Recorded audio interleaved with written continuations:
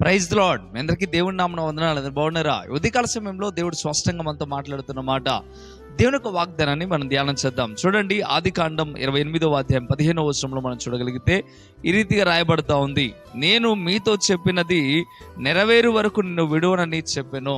ఇక్కడ దేవుడు ఇస్సాకుతో మాట్లాడటం ప్రారంభిస్తూ అంటున్న మాట ఏంటయ్యా అంటే, నేను నీతో చెప్పింది నెరవేరే వరకు కూడా నేను విడువను అని చెప్పడం ప్రారంభిస్తూ ఉన్నాడు. అదే రీతిగా దేవుడి ఉదయకాల సమయంలో నీతో కూడా ఎన్నో విషయాలు చెప్తా ఉన్నాడు. నీకు దేవుడు ఏదైతే వాగ్దానం చేశాడో, దేవుడిని పట్ల ఏదైతే నెరవేరుస్తాను మాట ఇచ్చాడో, అది తప్పక నెరవేరేంత వరకు కూడా నిన్ను విడిచిపెట్టడు అని దేవుడు చెప్పడం ప్రారంభిస్తూ ఉన్నాడు. కానీ కొంతమంది జీవితాల్లో ఇలాగ నెరవేర్పు జరగట్లేదు. ఎందుకయ్యా అంటే, దేవుడు విడిచిపెట్టడు కానీ వీరే దేవుని విడిచిపెట్టడం ప్రారంభిస్తూ ఉన్నాడు. దేవుడు మాట ఇచ్చి తప్పడు. ఆయన మాట ఇచ్చి తప్పడానికి నరుడు కాడు అని బైబిల్ వాక్యం చెప్తా ఉంది.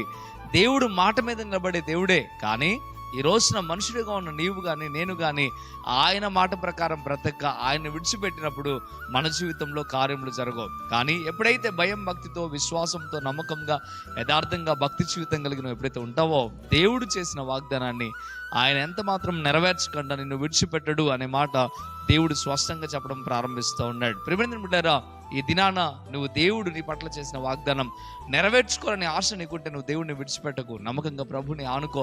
దేవుడు నీకు ఇచ్చిన యొక్క ఏదైతే నీకు చెప్పాడో అది నెరవేరేంత వరకు కూడా నువ్వు దేవుడిని విడవద్దు. ఏసేపును మీరు గమనించండి. ఏసేపు యొక్క పరిస్థితి ఏంటంటే, ఇదిగో చిన్ననాడే కళ ద్వారా దేవుడు తనకి దర్శనం ఇచ్చాడు. అయితే ఒక మాట మీరు ఆలోచించండి, అర్థం చేసుకోండి. అది నెరవేరే అంతవరకు కూడా కష్టం కలిగిన, బాధ కలిగిన, ఇబ్బందులు కలిగిన, అయిన వారే నెట్టేసిన, ఎలాంటి పరిస్థితి అయినా కానీ, శరసాలైన అవమానాలైనా అన్ని భరించుకుంటా దేవుని యందు నిలబడ్డాడు.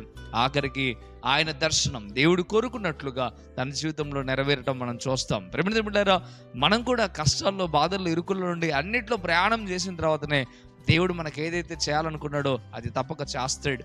ఆ విషయాన్ని మనం మర్చిపోకుండా నమ్మకంగా ఆ రీతిగా ఉందాం. దేవుడు ఈ వాగ్దానాన్ని మన జీవితంలో నెరవేర్పు కలుగు చేయను గాక. ఆమేన్, ఆమేన్.